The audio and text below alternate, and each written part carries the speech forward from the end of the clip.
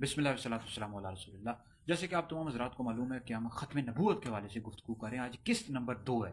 تو پہلی قسط میں ہم نے خاتم اور خاتم کا مطلب بتایا، اور اس حوالے سے ہمارا یوٹیوب چینل ہے ڈاکٹر مفتی دانش شیدری، اور اسی طرح فیس بک ہے مفتی محمد دانش شیدری۔ یہاں پر پہلی قسط آپ ختم نبوت کے حوالے سے سماعت کر لیں، ٹھیک ہے جی۔ آج قسط نمبر 2 ہے۔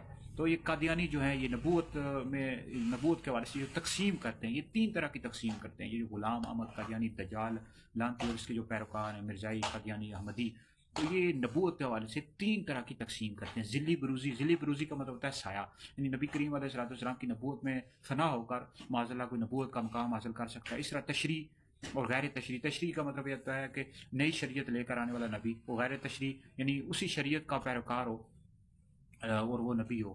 تو یہ قادیانی کے نزدیک 3 طرح کی یہ نبوت ہے۔ ہمارے نزدیک یاد رکھیں تمام مسلمانوں کا اجماع ہے کہ نبی کریم یعنی حضرت محمد صلی اللہ علیہ وسلم اللہ رب العزت کے آخری نبی ہیں، اور آپ کے بعد ذلی بروزی تشریحی غیر تشریح نبوت ہرگز بھی کسی کو نہیں مل سکتی۔ اور جو قائل ہو نبی کریم علیہ السلام کے بعد کسی کے لیے بھی ذلی بروزی نبوت کا قائل ہو، یا پھر تشریح نبوت کا قائل ہو، یا غیر تشریح نبوت کا قائل ہو، ایسا بندہ کافر اور مرتد ہے، اسلام سے خارج ہے۔ کیونکہ جو نبوت ہے نا یہ وحی ہے، یہ اللہ رب العزت کا فضل، اللہ کی عطا ہے۔ یہ کسبی نہیں ہے کہ کوئی بندہ اپنی محنت سے اپنی ریاضت سے حاصل کر سکتا ہے، یا ہرگز بھی حاصل نہیں کر سکتا۔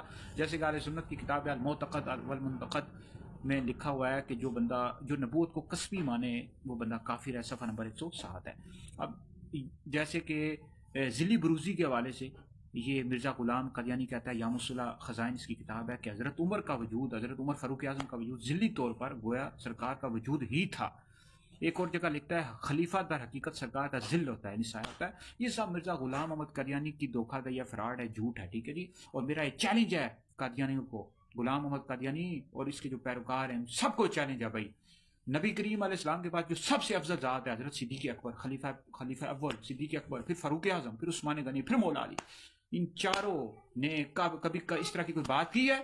حالانکہ یہ نبی کریم علیہ السلام کے وارث تھے، اور حضور علیہ السلام کے بعد انبیاء کے بعد سب سے افضل یہ چاروں ہیں۔ پہلا نمبر ابو بکر کا، پھر عمر کا، پھر عثمان کا، پھر علی کا۔ ان چاروں میں سے کسی نے دعویٰ کیا؟ جو غلام احمد قادیانی دجال لانتی نے دعویٰ کیا ہے، جو کہ ہرگز بھی درست نہیں ہے۔ تو لہٰذا یہ جو کہتے رہتے ہیں کہ نبوت 3 طرح کی ہوتی ہے، بھائی نبوت نبی کریم علیہ السلام آخری نبی ہیں، آپ کے بعد کسی کو بھی نبوت نہیں مل سکتی۔ اور جو بندہ اس کا قائل ہو کہ حضور کے بعد کوئی نبی آ سکتا ہے، کسی کو نبوت مل سکتی ہے، ایسا بندہ کافر اور مرتد اسلام سے خارج ہے۔ اب یہ جو قادیانی بدبخت لانتی ہیں، یہ قرآن پاک کی جو آیات ہیں اس میں باطل طرح کی تعویلات کرتے ہیں۔ یہ جو آیت ہے سورہ احزاب کی پارہ نمبر 22 کی، ما کان محمد ابا احد من رجالکم ولکن رسول اللہ وخاتم النبیین۔ اب یہاں پر جو خاتم النبیین کا لفظ ہے تو اس کا مطلب ہوتا ہے آخری نبی، اور یہ قطعی تفسیر خود نبی کریم علیہ السلام نے کیا۔ یعنی قرآن پاک کی چند آیات کی تفسیر ہے جو نبی کریم علیہ السلام نے خود کیا، ان میں سے ایک آیت یہ ہے خاتم النبیین، یہ بخاری شریف میں موجود ہے، لا نبی بعدی، میرے بعد کوئی نبی نہیں، یہ قطعی تفسیر ہے، خود کیا۔ اور جو بندہ اس قطعی تفسیر کا منکر ہو، ایسا بندہ کافر اور مرتد ہے، اسلام سے خارج ہے۔ اور یہ باطل یہ تفسیر کر رہے ہیں، یہ قادیانی کہتے ہیں جی کہ اس کا مطلب ہوتا ہے خاتم النبیین کا افضل النبیین، یعنی نبی کریم علیہ السلام تمام نبیوں میں سے افضل ہیں، یا کہتے رہتے ہیں کہ حضور علیہ السلام کی مہر نبوت سے دوسرے کو نبوت مل سکتی ہے، ہرگز بھی درست نہیں ہے، باطل تفسیر ہے۔ الاشباح والنظائر اور فتاوی العلمگیری میں ہے کہ اذا لم یعرف الرجل ان محمد آخر الانبیاء فلیس بمسلم لانہ من الذریہ، جب کوئی مرد اس بات کو نہیں پہچانتا کہ نبی کریم علیہ السلام محمد آخری نبی ہیں تو مسلمان نہیں ہے، اس لیے کہ ضروریات دین میں سے ہے۔ تو نبی کریم علیہ السلام کو آخری نبی ماننا یہ ضروریات دین میں سے ہے۔ اگر کوئی مرد عورت اس کو نہیں پہچانتا، اس کو پتہ نہیں تو ایسا بندہ مسلمان نہیں ہے۔ تو اس کی قطعی تفسیر خاتم النبیین کی خود نبی کریم علیہ السلام نے کیا، اور جو اس کا منکر واسا بندہ کافر اور مرتد ہے، اسلام سے خارج ہے۔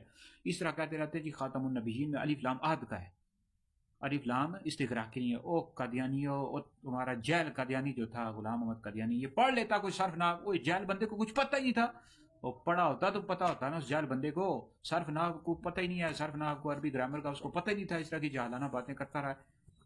تو الف لام اس میں استغراقی ہے، ساری امت کا اس بات پر اجماع ہے۔ اور جو بندہ الف لام استغراقی کا منکر ہو کہ خاتم النبیین میں الف لام استغراقی نہیں ہے اگر کوئی کہتا ہے تو وہ بندہ گمراہ ہے، اور اس کا مطلب خاتم النبیین کا آخری نبی ہے۔ اور الف لام استغراقی ساری امت نے مانا ہے، اس بات پر اجماع ہے کہ یہاں پر الف لام استغراقی ہے، یعنی نبی کریم علیہ السلام تمام نبیوں میں سے آخری نبی ہیں۔